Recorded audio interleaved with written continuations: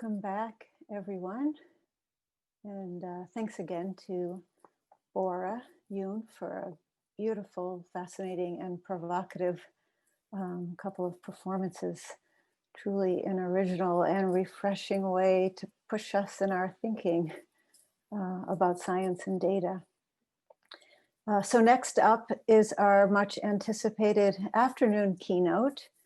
And it's my pleasure to introduce Professor Stacy Sinclair, who will introduce our keynote speaker. Stacy Sinclair is Professor of Psychology and head of Maddie College here at Princeton University. In her research, she examines how interpersonal interactions translate culturally held prejudices into thoughts and actions, how people may unknowingly be immersed in social networks characterized by intergroup bias, and what might therefore be the consequences for the health and intellectual performance of stigmatized groups. So please welcome Professor Sinclair. So it is my great pleasure to introduce the afternoon keynote speaker, Dr. Charles Hart, Ziff Professor of Psychology in the Departments of Psychology and Psychiatry at Columbia University. He's also a research scientist at the New York State Psychiatric Institute. Dr. Hart has had an extraordinary academic career and is an incredibly apt example of a scientist at the intersection, the theme of this conference. His work is at the intersection of numerous disciplines. So Dr. Hart is an accomplished scientist who examines the psychological, environmental, and neurobiological factors that shape individuals' decisions about whether or not to self-administer drugs. His impact and his advocacy are at the intersection of basic research and public policy. Dr. Hart publishes in many of the most esteemed journals in psychology, neuropharmacology, and medicine. And he's the co-author of a best-selling textbook. And he's the author of soon-to-be 2 general audience books. So one published in 2014 and one to be released at the start of 2021. Note, High Price, his first general audience book, won the Penn E.E.O. Wilson Literary Prize for Science Writing. So I am impressed that he is also at the intersection of being a wonderful clear scientific writer and a beautiful literary writer as well. In High Price, Dr. Hart discusses the intersections at which he sits on a personal level, coming from a working class background to becoming the first tenured African-American professor of sciences at Columbia University. And to give a little context to that, Columbia University was founded in 1754. So that is a big first to be the first African-American tenured professor of sciences. Today, Dr. Hart will review his research and all of these different intersections that it encompasses with an emphasis on one more intersection, the intersection of drug policy and structural racism. So please welcome me in joining Dr. Charles Hart. Thank you so much, Stacy. Can you see my screen, Stacy? I can. Perfect. And thank you for doing that twice. You know, I just wanted to have you give a talk and not me. It was a pleasure to do it and be able to see your face. And it was a pleasure to get to read all about you. I knew about you beforehand and now I know much more. I can't resist saying too that your intern looks a lot like you on the website. My intern? That's my son. I'm debating whether to bust you out on that in the introduction. Thank you, and it's my birthday, so I'm happy to be here today with you all. I had to make sure I had plans today, and these are my plans. So I'm happy to be here, particularly talking about what I'm talking about. Wonderful, thank you. All right. So as Stacy pointed out, I'm going to talk, the title of the talk is called 2020 Vision, And we've all had a hell of a 2020. George Floyd and all of these statements from these important institutions, these statements of solidarity. It's all kind of funny at some level, but what I'm going to talk about is, I hope, instructive too. And the title is called 2020 Vision, Using Drugs to Explore Racism. And I'm going to take you on a journey. And this journey kind of uses my career. And as James Baldwin has once said, that you cannot know what you will discover on the journey, what you will do with what you find, or what you find will do to you. And that's my life. I didn't realize the impact my findings would have on me. And I will share with you all today the impact, the findings, and the impact, and where I'm headed as a result. Let's just start from kind of like the beginning. In 1984, I graduated from high school and went into the Air Force. Today, I will say some things that will be critical of the US government, police, and so forth. Just so you know, I did my time in the Air Force. I served 4 years, and part of that time I was a cop in the Air Force. So I looked at these kind of issues from a wide range of perspectives. I began my scientific career about 1990, really is when I got some funding of my own. And being in the Air Force in the 1980s, the late 1980s, someone who was semi-conscious, I thought I was, but I learned that I really wasn't. But I wanted to do something to help my community. And I thought that being in the 80s, we were all told that crack cocaine was the enemy, and it was the thing that was destroying resource poor communities from places from like the one which I came. And so I wanted to study drugs. I figured that if I learned something about neurobiology, I could use this information in order to help cure drug addiction. And also 1990, from 1990 to 2000 was the decade of the brain. And so they were encouraging folks to study the brain. I won a fellowship to have my Ph.D. paid for under this proclamation. President Bush proclaimed 1990 to 2000, the decade of the brain. So it seemed perfect for me. And so I started studying the brain. And we were being inundated also with public service announcements telling us how awful crack was. We all believed it. Like this one, for example, is one of those ones where they use cool celebrities to try to reach the hip kids. And here's one from the 80s.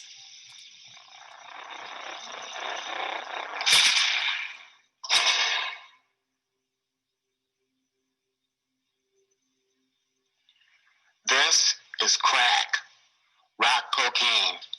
It isn't glamorous or cool or kid stuff. It's the most addictive kind of cocaine, and it can kill you. What's really bad is nobody knows how much it takes. So every time you use it, you risk dying. It isn't worth it.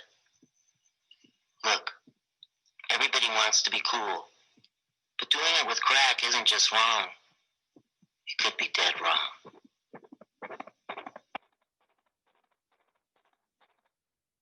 So in the late 1980s, particularly 1986, the summer of '86 was particularly important because Len Bias, who was the second overall draft pick in the NBA that year, he played for the University of Maryland. Boston Celtics selected him as their number one pick, and he was the second overall pick in that draft.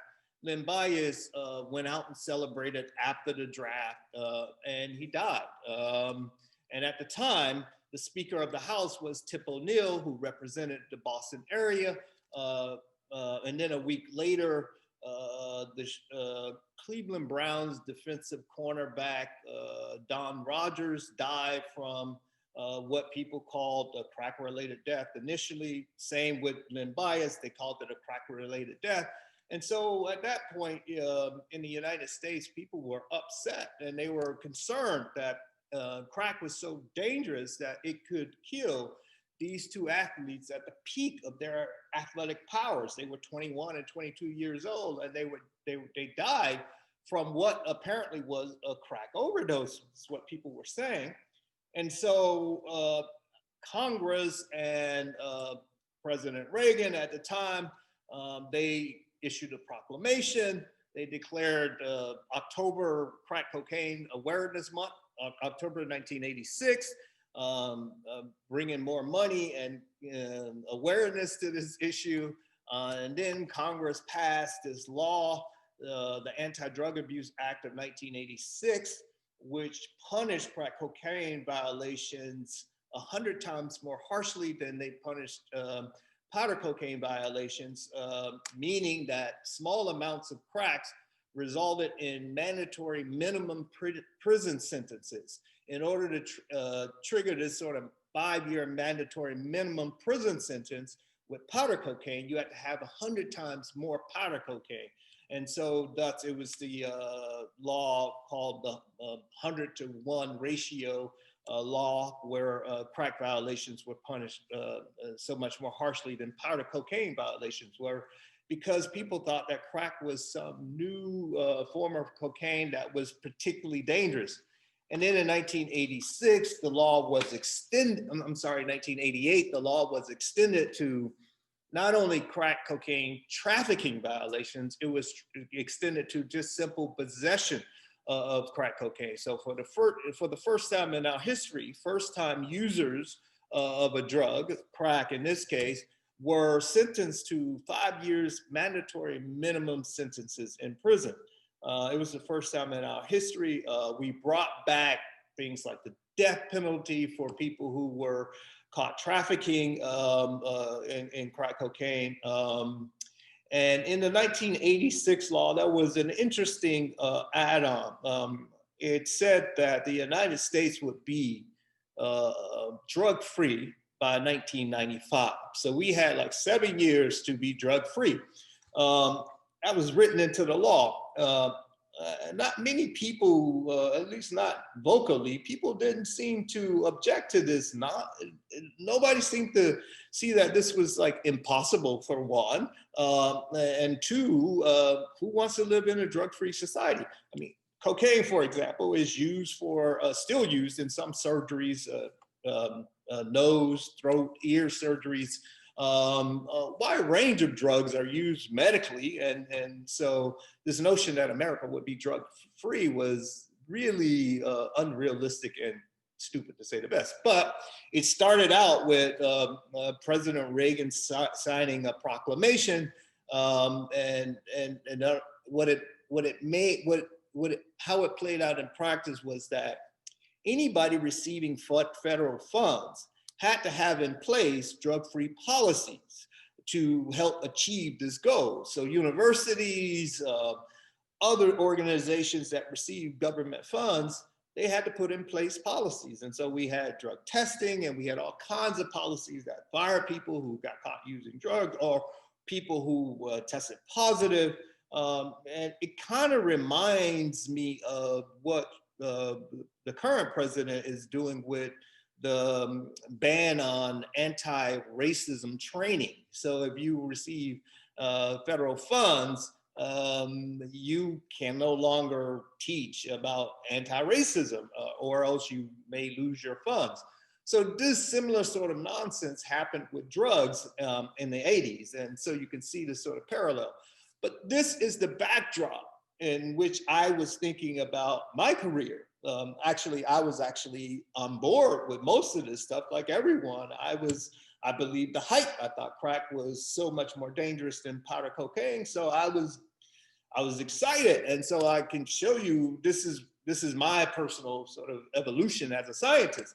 You can see that my demeanor was eager, excited. My motto was, I don't come to bow, I come to conquer. My career aspirations was that I would be a professor at some prestigious university, and perhaps win the Nobel Prize. My relationship with the country was patriotic. I thought each experiment was going to lead to a JAMA paper or a Nature paper or science paper, some other big sort of high impact paper. And the night before some big result, I could be seen preparing for my media interview. And also as a backdrop to this is Alan Leshner was the director of the National Institute on Drug Abuse. He eventually became the director. And in '97, he published a piece entitled Drug Addiction is a Brain Disease. And he says that drug addiction is tied to changes in brain structure and function is what makes it fundamentally a brain disease. And so basically, drugs were bad for the brain. And I was a true believer. And these type of articles were my holy writ. And so I was conducting research along in order to show how bad drugs were for the brain. This is just one of my earlier papers in which I was studying rats, the brains of rats. In this particular study, I was studying nicotine clearance in the rat nucleus accumbens. The nucleus accumbens, it has been said to be a brain structure that's important for reward and pleasure and those sorts of things. In the 90s, certainly it was seen that way, and dopamine was important in this regard because it's a dopamine-rich region. This is just one of the papers that I was doing, part of my PhD. And then after finishing my PhD, I went on to do postdocs. And this is some of that work from being a postdoc. Now I've moved into humans and studying humans in the lab, where we bring people into the lab and we actually administer drugs. In this case, what we did was we offered people who met criteria for a cocaine use disorder, which is known as crack addiction in this case, and we gave them multiple choices, several choices across different doses, but I'm showing you the larger doses here. And we gave them a choice between drug, crack cocaine, a dose of like 50 milligrams, which is a nice dose, versus $5 in cash, to see whether or not they would see what their choices would be. And what we saw was that they took crack on about the same amount of times as they took the money, $5. And that was a little surprising to me, because we were told that people were, if they were addicted to crack, they would not respond to anything but crack. They would take crack on every opportunity that they could get. But this here work was primarily behavioral, and it was surprising. And so we, well, it was kind of like ignored for the most part, because we were caught up in the brain sort of hysteria. About the same time, my mentor, Marian Fishman, wrote a paper basically arguing that crack and powder cocaine were the same drug. She didn't make the argument that the current law was not justified, but she was raising the question. If you focus your attention on the left, that's powder cocaine. On the right, that's crack cocaine. If you go back to the left, the only difference between these two compounds is the red circle on the left. The red circle is a hydrochloride group. It's the hydrochloride group doesn't have any pharmacological activity. But what it does is it prevents you from, for example, smoking the base. The base is everything except this hydrochloride portion. Because the temperatures required to heat up the hydrochloride is so high that the base decomposes before you can inhale its vapors. And so if you want to smoke it, you have to remove the hydrochloride portion. And people have discovered that by simply adding your cocaine to hot water and baking soda, and then you boil it for a little bit, let it dry out, and then the hydrochloride portion is gone. And now what you're left with are just like crack rocks, just rocks, and now you can smoke it. And people discovered that you could smoke cocaine this way. You didn't have to use something as flammable as ether, as people had been doing. They call it freebasing, but that was kind of dangerous. So crack made it easier for people to smoke. cocaine. But the important lesson here is that the biological or the pharmacological effects of cocaine are in the base, not the hydrochloride portion. That doesn't have any pharmacological activity. That said, that means that crack and powder are the same drug. Of course, when we smoke a drug versus snorting a drug, the effects are, the onset of the effects and the intensity of the effects are much more rapid. Onset is more rapid and intensity is stronger than when you snort it. Now, that's a function of the route of administration, not the drug itself.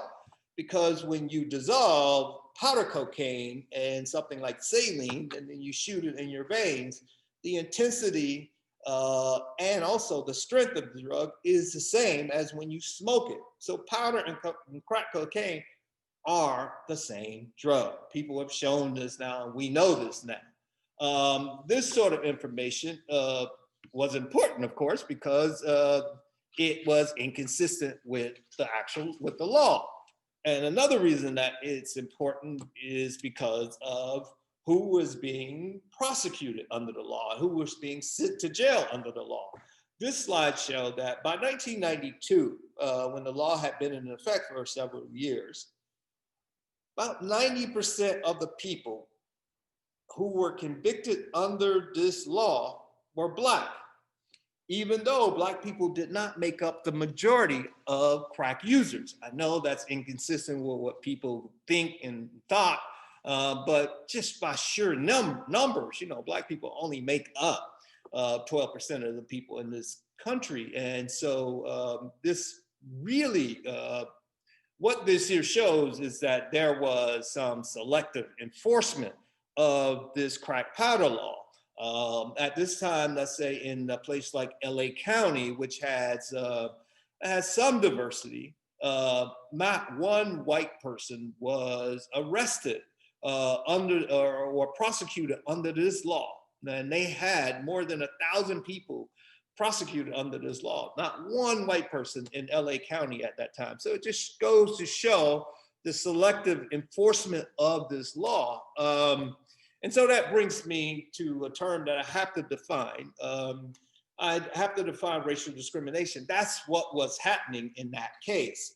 I have to define racial discrimination because when we talk about racial discrimination, and I'll use it interchangeably with racism, when we use those terms in our society, we oftentimes are talking past each other, and that's kind of like convenient for people who want to keep the status quo. But I want to be as precise as possible. When I talk about racial discrimination, I simply mean an action or actions that result in disproportionate, unjust, or unfair treatment of persons from a specific racial group. That's all I mean.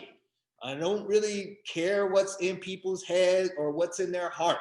When we start talking about what's in people's heads and what's in their hearts, we're getting away from the issue, and then we start to say, yeah, but I know it's hard. It's like, no, racial discrimination can be unintentional. That's okay, but because despite the fact that it's unintentional, the harm or the damage that's been done to the group or the individuals, it's still very real, whether you meant it or not. It's like somebody saying, I didn't mean to kill a person. They're still dead. That's still a death. Now, and also I want to be clear here. I am not talking about implicit bias. Psychology has really done a job on us to waylay us from talking about what's the real crux of the issue. Implicit bias is these cognitive sort of processes maybe that people have in their head. It's played out on these computer tasks in the lab, but what it has to do with racial discrimination, I don't know, nor do I care. What I care about at the moment is that the racial discrimination has occurred, and what do we do about it? And that's the question we had facing us in 1994. The US Sentencing Commission had this question facing them. They had this evidence of racial discrimination. And they knew that the law that exaggerated the harm of crack versus powder cocaine, that something was wrong.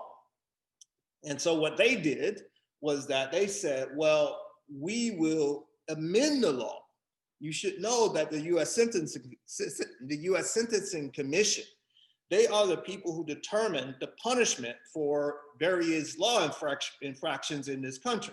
And when they make recommendations, they become law. Except in this case. This is the only case in which they made a recommendation to equate powder cocaine and crack cocaine to get rid of the 100-to-1 disparity and to make it 1-to-1, they're punished the same. This is the only case where they made a recommendation and the recommendation was rejected. I just want to be clear here. Now, the US Sentencing Commission or anyone did not know that this crack powder law would be enforced in a racially discriminatory manner. And so, but when they were presented with this evidence of the racial discrimination, they modified their behavior, just like you would expect people to do. I mean, so it's like, we can't call them racist. They didn't know. And so what they wanted to do was correct this problem. Now, President Clinton and Congress, on the other hand, they didn't see it the same way. They were presented with the same evidence and this recommendation from the US Sentencing Commission, which they rejected. So they failed to modify their behavior when presented with this evidence of racial discrimination, of racism. They had this evidence and they failed to modify their behavior. So Congress and Bill Clinton rejected it. They blocked this amendment. The law stayed the same. So in this domain, we can say that Bill Clinton and the members of Congress who voted to block this amendment were racist in this domain. Now, in other domains, I can't say, I don't have the evidence, but in this case, I have the evidence that they were racist in this domain. Now, this is not new in the United States when it comes to drug policy. Our history of drug policy, the first federal drug laws were passed in 1914. The Harrison Act, that law just simply, it regulated opioids and cocaine. When I say regulated, all it did was made people who manufactured, who sold or dispensed opioids or cocaine, they had to register with the federal government and pay a tax. At the time, when initially it was like a $1 tax, it was more of a record keeping sort of thing. But in order to get that law passed, a federal law regulating people's drug use, that was unheard of. People were, they felt like as if their states' rights were being violated. Now, they tried to pass this law in 1909, it failed. But in 1909, when they tried to pass the law, it was only opioids, and it was mainly related to the Chinese and the opium dens and our hatred for the Chinese who had come over to help build the railroads. And then once they were done, we had no more use for folks. And so we vilified that group, and we did so through opioids. The law failed in 1909. But by 1914, the law had a new scapegoat. It had the Negro cocaine fiend. So Black people who were using cocaine. This is a 1914 article published in the New York Times on February the 8th. And it was published by Edward Williams, and he was a physician. And he argued here that Black people on cocaine, there are three important arguments that he made. He argued that Black people on cocaine were impervious to .32 caliber bullets. They were, when they took cocaine, they became more murderers, and they were better marksmen. And these arguments is said to have led to Southern police forces switching to a higher caliber bullet weapon. They went from the .32 caliber weapon to the .38 caliber weapon. The point is that our drug laws have always been steeped in this sort of racial pathological narrative, always. And so when we think about drug laws in the country and we think about passing drug laws, look for the vilified group. And this is who we are. This is our history. And it started in 1914 at the federal level, that is. So back to my sort of evolution. The years 2001 to 2010, you can see my demeanor has changed. Now I am battle hardened, and my motto has also changed. So life's a marathon, not a sprint. And my career aspirations are like, shit, I just want to survive. My relationship with the country is disappointed as I am becoming more conscious of what's really going down in the country. Each experiment, my enthusiasm has been lost. It's just like, well, it's another paper to put on the CV, basically. The night before the big results, I'll be in the office analyzing data, always sleep deprived, just trying to get another paper on the CV. Now, at this point during my career, however, things were going pretty well. I had multiple R01 grants. I served on many important committees, including study section. I even chaired a study section for a while. I was promoted, I was tenured. All of these things in terms of my career was going really well. And so if you are a thinking person and sensitive person like I am, you might recognize that this could cause some cognitive dissonance. And this is where the cognitive dissonance really started, and it continues today, and it only gets worse. But I want to say something about my line of research that I was pursuing at the time. There were three major lines of research that I was pursuing.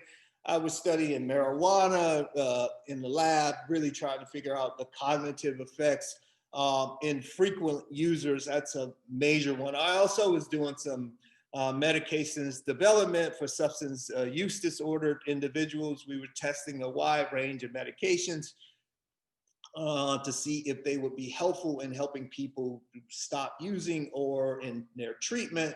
And we were primarily guided by the dopamine hypothesis of reward. And I was also studying the amphetamines, methamphetamine, MDMA, and the likes. So in terms of the cannabis work, as I pointed out, I was really interested in the cognitive effects of cannabis in people who were regular cannabis users. These are folks who smoke multiple cigarettes a day and nearly every day. And when we studied the cognitive effects of them being intoxicated, and then they do baseline tasks, smoke a joint, and then complete more tasks in some of the experiments. And what we were finding in general is that there was virtually no effects on cognition. On a minority of tasks, however, the participants would perform slightly slower, measured in seconds, but their accuracy remained the same. And this has been a consistent finding in this population. And so it kind of destroyed my sort of notion that cannabis would cause all of these cognitive disruptions. But it makes sense. When a person is tolerant to many of drug effects, they are certainly tolerant to the cognitive impairing effects as well. So it's in line what we know about a number of drugs, medications as well. In terms of the medications development work, as I pointed out, we were testing a number of drugs. In this particular study, we tested gabapentin. Gabapentin enhances GABAergic activity and thereby dampens dopamine activity. That was the sort of theory behind testing gabapentin, but we tested a wide range of drugs. And we tested them for cocaine addiction, also methamphetamine, also cannabis, a wide range of drugs. The bottom line is that these test medications, well, they rarely alter cocaine self-administration. Cocaine self-administration was robust in the lab. But what we did see was that when you if you wanted to alter drug self-administration, that is, you gave people an opportunity to self-administer a drug, choose to take a drug versus something else, or when you do that and you increase the alternatives, in this case, money, to attractive levels like $20 or a hit of methamphetamine, a nice hit of methamphetamine, what you see is that participants, they choose the money overwhelmingly. And so this is a consistent finding across drugs, cocaine, methamphetamine, heroin, you name it. And so that finding tells us that attractive alternatives are more effective at decreasing these sort of drug effects than the medications that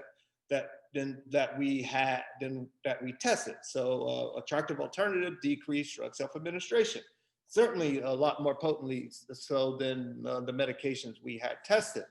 Another thing that we learned is that drug-taking behavior basically follows the same principles as any other behavior. They're governed by the same principles.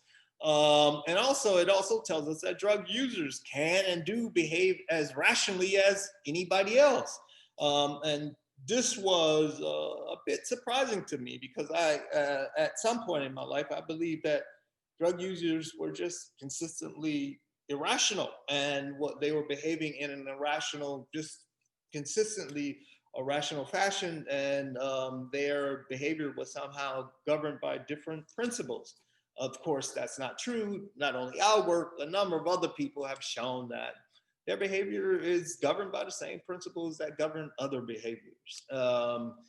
Another finding, the consistent finding of my work and others, is that recreational drug effects are overwhelmingly predictable. That is, you increase the dose, you increase the effects typically.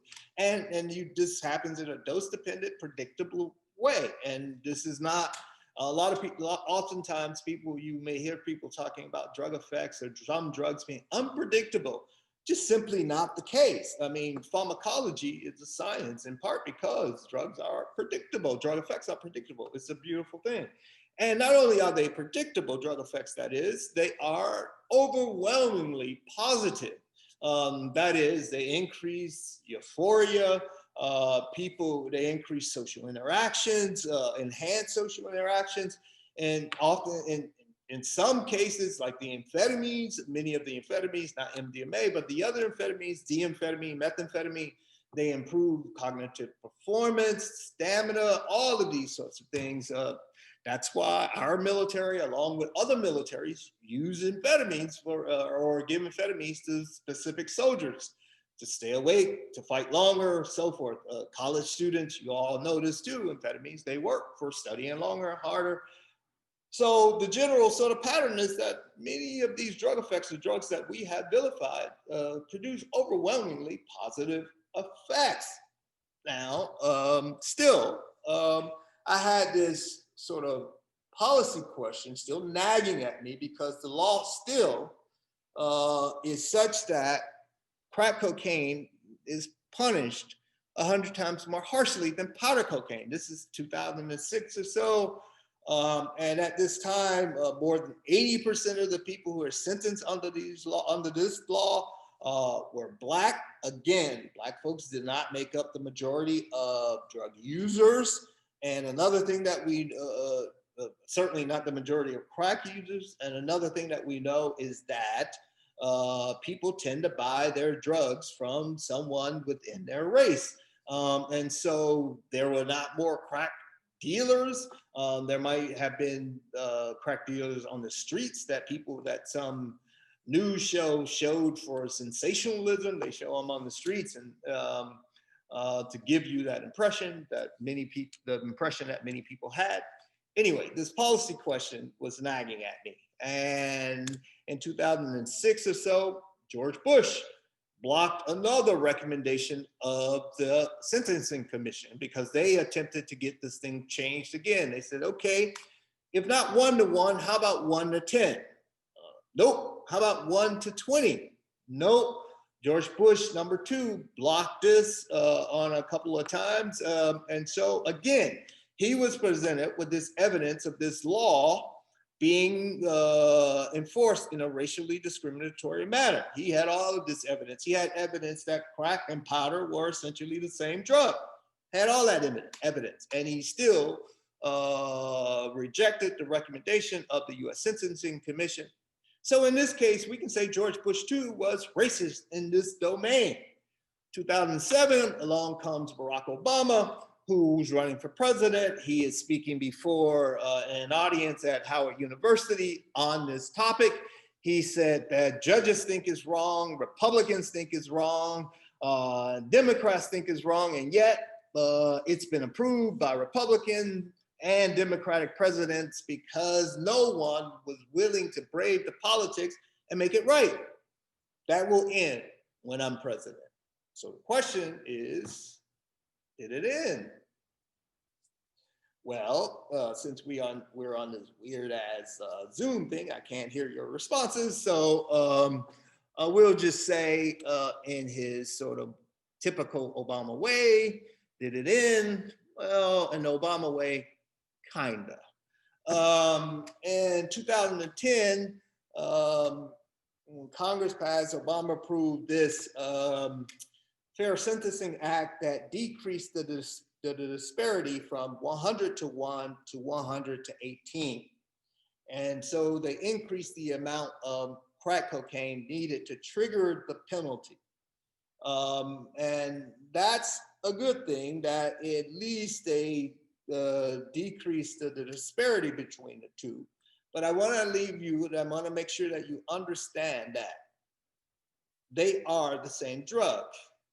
And there is no pharmacological scientific reason for there to be differential treatment under the law. There's just no reason. And so even this doesn't make sense. And even this does not live up to Obama's promise. But I think Malcolm X said it best posthumously when he said, if you stick a knife in my back 9 inches and pull it out 6 inches, there's no progress. That's how I feel about this law. This is the current law, and it's still not right. And more than 80% of the people who are prosecuted and convicted under this law are Black. That takes us to now, from 2011 to 2020. You can see my demeanor has changed. I have PTSD. My motto is that I try my damnedest not to engage if evidence is not respected, cannot do that. My career aspiration is simply to live up to the ideals expressed in the Declaration of Independence when it guaranteed each of our citizens life, liberty, and the pursuit of happiness, so long as you don't interfere with other people's ability to do the same. And so I'm trying to just live up to that. That's the promise of the Declaration, and the Declaration also promises that government will not restrict those rights. Governments are created to secure those rights. And we clearly have violated the sort of spirit of the Declaration of Independence when it comes to drug policy and a number of things that we do in this country. In terms of my relationship with our country, I am looking for a new home. I think I found one in Switzerland, so we will see. And each experiment is now done to undermine the war on drugs. And the night before a big result, on to the next project, trying to dismantle this huge drug war apparatus we have built and that disproportionately incarcerate Black folks. And so, although I have continued my science, I just want to point out that I now also publish in a wide range of outlets, particularly outside of the scientific literature, like op-eds at the New York Times and other places, Scientific American, those kind of places. I testified before Congress, courts, international bodies. I lecture to general audiences internationally, and I try to learn from an international context where they are more interested in the well-being of their citizens as opposed to only incarcerating them when there is some infraction. And so my current foci are, I'm really trying to investigate this notion that drugs are bad. This is where I started. I started in this sort of optimism and thinking that I was going to solve drug addiction and then solve the problems that afflicted communities like the one from which I came. And turns out drugs were not the problem. Drugs are not the problem. They weren't the problem. But a problem might be in the mission statement that was recently changed in the National Institutes on Drug Abuse. Their mission statement for many years until recently was to lead the nation in bringing the power of science to bear on drug addiction, on drug abuse and addiction. Drug abuse and addiction are minority drug effects. The vast majority of drug effects have nothing to do with abuse or addiction. Only a small percentage of individuals who use these drugs will ever meet addiction, and addiction, it has more to do with the psychosocial environment and maybe some individual sort of characteristics than the drugs themselves. But we have behaved as if the drugs themselves were evil or addictive and so forth. But anyway, this mission has narrowed our sort of focus and our education and the information, the evidence that we've gathered. This mission statement has narrowed our focus so badly that I have a lost key analogy. If you think about, if you lose your key in the dark and you are looking for your keys and there's a spotlight on, you're more likely to look under the spotlight because that's where it's shining, as opposed to outside of the spotlight where it could actually be. That's kind of like the mission of NIDA, their mission statement. It focused narrowly people's concentration on pathology, when all of these good potential positive effects were occurring that we were ignoring. So Upton Sinclair had a great quote that addresses this issue. His quote is, it's difficult to get a man, in this case a woman too, to understand something when his or her salary depends upon his or her not understanding it. And that's what has happened with people who study drugs. They are focused primarily on these negative effects. And these negative effects, like I said, are the minority. So I'm gonna wrap up because I see time is flying. So I just wanted to point out that researchers benefit from overemphasizing negative effects, in part because this sort of focus enhances the significance of their research. Another foci in my work is I'm trying to interrogate this notion that drug addiction is a brain disease. There is virtually no evidence in humans to indicate this, even though it has become axiomatic. If we just use two brain diseases that we know for sure, as an example, by comparison, Huntington's disease and Parkinson's disease, both of these diseases are progressive, irreversible, and fatal. And both of these diseases, you can see brain sort of changes, striatal atrophy in this region of the brain called the striatum. You can see atrophy and it progresses steadily through clinical manifestation of the illnesses. With drug addiction, the majority of patients, they recover spontaneously without any treatment. And there are no neurocorrelates associated with drug addiction, despite what people claim and say, but there's really no evidence. I reviewed this with methamphetamine in 2012. I published a paper looking at brain imaging and cognitive effects. Along the story, the take-home message is that methamphetamine users are cognitively intact and their brains are as well. I published this in a number of outlets, popular outlets, written editorials on it to try to help people to understand this. another sort of foci is to help people to understand how drugs are scapegoated by authorities in order to avoid dealing with real problems that poor people face. If you say that I'm going to put more cops on the street and get rid your community of some drug, crack, heroin, whatever it may be, that politically, that works politically. It doesn't help the people who actually need livable jobs that pay a livable wage, better education, healthcare, all those complex problems that has more to do with drug addiction than any of those other things. And scapegoating drugs also allow authorities to target people that we don't like. And here's an example. Page was talking about out-of-state drug dealers coming to Maine in response to a question. It's a topic he discusses at a lot of town hall forums. Here's what he said last night. The traffickers, these are people that take drugs. These are guys that are named D-Money, Smoothie, Shifty, these type of guys that come from Connecticut, New York. They come up here, they sell their heroin, then they go back home. Incidentally, half the time they impregnate a young white girl before they leave, which is a real sad thing, because then we have another issue that we got to deal with down the road.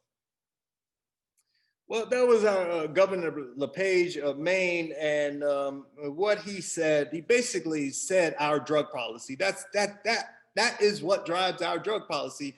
Despite the fact that we kind of see opioids as kind of like a white problem, 80% of the people who are convicted of heroin trafficking, for example, are Black and Latino at the federal level. Now, heroin or opioids certainly can be a problem, but the solution to those things are really simple. Most of the people who get in trouble with like heroin overdoses or these overdoses, they do so because of ignorance. They don't know what's in their products, and the product oftentimes contains contaminants. We could easily solve this problem by having free anonymous drug purity testing services, like they do in Spain, like they do in Austria, like they do in Colombia, like they do in a number of countries. And we can also help people by removing acetaminophen from opioid pain formulations like Percocets, where it has 350 milligrams of acetaminophen and only 5 milligrams of oxycodone, which is the opioid. People take too many of these pills seeking the opioid, when in fact they're going to get liver toxicity caused by acetaminophen if they don't know. And we also need better education in terms of specific drug combinations. People get in trouble by mixing opioids with other sedatives like an older antihistamine like promethazine or alcohol. Those are the kinds of things I publish to try to help people to understand.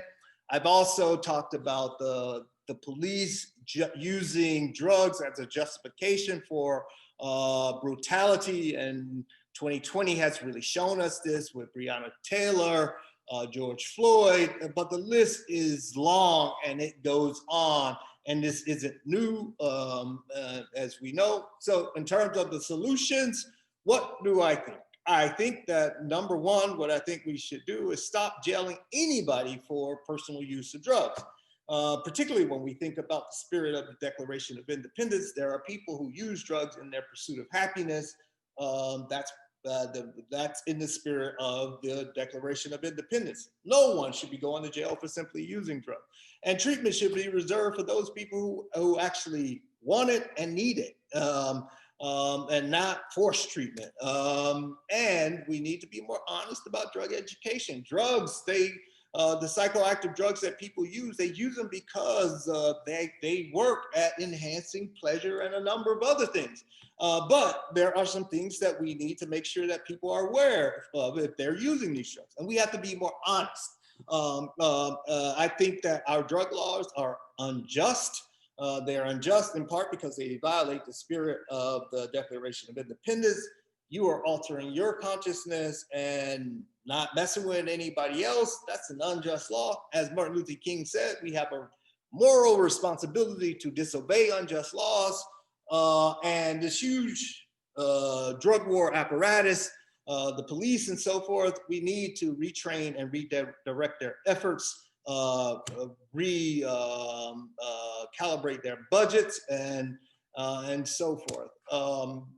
I say all of this in my new book, Drug Use for Grown-Ups, Chasing Liberty in the Land of Fear. It's out January 12th.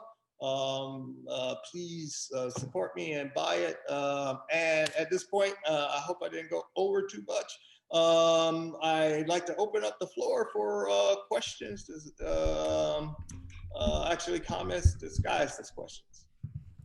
Yeah. So hi everyone, my name is Paul Durst. I am the Assistant Director of STEM Education here at the Council on Science and Technology, and I'll sort of field a couple of questions. A huge thanks, Dr. Hart, for sharing your story and your work with us. Really powerful stuff. So again, just we have time for a question or two, and I encourage you to submit to the Q&A window. The first question from one of the attendees. So even if a minority of drug users suffer from addiction, the question is, isn't it worth studying? And then building upon that, maybe, do you have recommendations for sort of a shift in the focus for somebody or for organizations like NIDA? Oh, that's a great question. Yeah, of course it's worth studying, and NIDA certainly studies it, and we learned a lot about drug addiction. My work, other people's work, we learned a lot, and we learned, for example, it's less about the drugs themselves and more about the psychosocial environment, the environmental sort of factors that play a role. It's important to learn those kind of things, and we also learned that people who are younger, who are male and who are socially disaffected are more likely to meet criteria for addiction. So there are a number of things that we've learned. And so, yes, we need to study drug addiction, but we don't need to study drug addiction exclusively and at these disproportionate levels. Particularly when it comes to taxpayers' money. And it'd be nice if researchers could also talk about this other wide range of effects that occurs with drugs. Yeah, thank you. And then maybe could you talk a little bit about the difference in the evidence that you use in scientific work versus your policy or advocacy work? Yeah. I don't know if they're separate. Like I'm a scientist, and so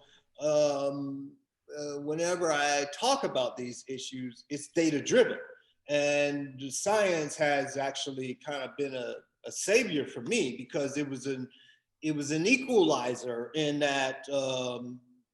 You're only as good as your evidence, your data. And the field is level. It's almost like athletics. But athletics is a lot more level because science, we can have mediocre people and they rise up. But you know the point, data is still key. And so in terms of policy, my policy advocating for policy is based on what we see in the lab. For example, I have given over thousands of doses of these drugs, crack cocaine, methamphetamine, cannabis, to people in the lab as a result of your tax dollars. Your taxpayer dollars support our research. Now, if these drugs were as dangerous as we say they are, why in the hell would we be giving these drugs to people in the lab? I wouldn't do that. I would feel awful doing such a thing. And so that observing those sorts of things and observing people who do these studies and observing how responsible they are when you place contingencies on their behaviors and all of that has contributed to my thinking about policy, and it's made me dig deeper to try to understand how did we get here in the first place.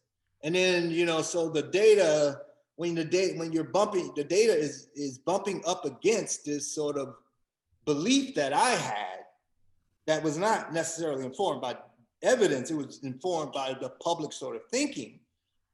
When the data was bumping up against that, it made me change my policy perspective. And so my policy positions are always driven by data. Yeah, thank you. And then I think finally, a couple questions have come up about, you know, the work that you're doing and your proposals for drug use seem largely to be the way that we currently treat something like alcohol.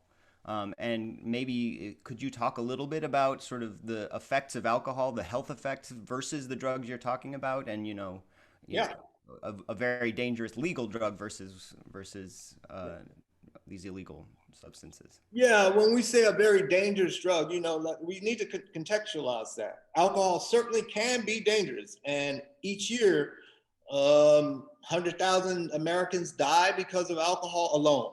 But when you add alcohol in with other drugs, that number goes up higher, you know, but alone. Each year, 100,000 or so Americans die because of alcohol. That's a fact, and it can be dangerous. But by that same token, because somebody has a problem with alcohol, does that mean that all of these other responsible drinkers should not be allowed to drink? And they should not be allowed the benefit of the anxiety relieving effects of alcohol? I mean, you're at a university, I'm at a university, and I was recently chair of my department, and I was required to go attend a number of receptions. And were it not for alcohol, it would have been unbearable.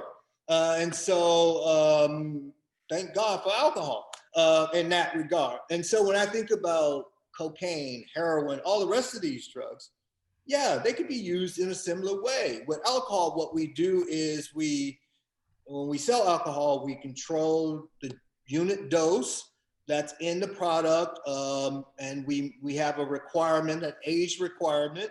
So we can make different types of requirements for different types of drugs, whether it's age, whether it's competency, driving an automobile. Every year in the United States, we lose 40,000 Americans because of automobile accidents every year, but we are not banning cars. And so life is not without risk. And if anybody thinks it is or is searching for a life without risk, I will show you someone who has an insipid life, and that's not what I want. Yeah, well, thank you so much once again to Dr. Hart. I think we have about 10 minutes. We'll be back at 2:40 with our final panel. And so thank you, everyone, and I'll see you then. Thank you again. Thank you.